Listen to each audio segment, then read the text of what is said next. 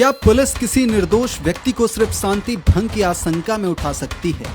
क्या बिना ठोस कानूनी आधार किसी नागरिक को घंटों दिनों तक हिरासत में रखा जा सकता है? और अगर ऐसा होता है तो उसकी कीमत कौन चुकाएगा? इन तमाम सवालों पर इलाहाबाद हाई कोर्ट ने ऐसा फैसला सुनाया है जिसने पूरे उत्तर प्रदेश के पुलिस महकमे में हलचल मचा दी है। अब अगर किसी निर्दोष व्यक्ति को अवैध रूप से हिरासत में रखा गया, अगर अब किसी भी पुलिस अफसर ने अपनी धौंस दिखाई या बेवजह किसी निर्दोष को जेल भेजा, तो नौकरी तो दांव पर लगेगी ही, जेब से लाखों का जुर्माना भी भरना पड़ेगा। जी हां, हाईकोर्ट ने साफ कहा है कि व्यक्तिगत स्वतंत्रता संविधान द्वारा दिया गया सबसे महत्वपूर्ण अधिकार है और इसे किसी भी कीमत पर कुचला नहीं जा सकता।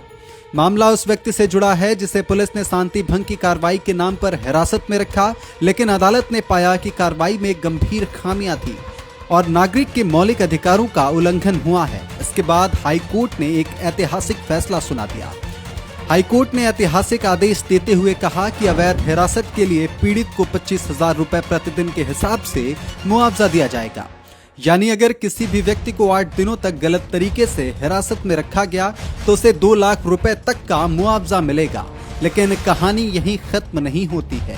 सबसे बड़ा झटका उन पुलिस अधिकारियों को लगा है जो ऐसे मामलों में अब दोषी पाए जाएंगे।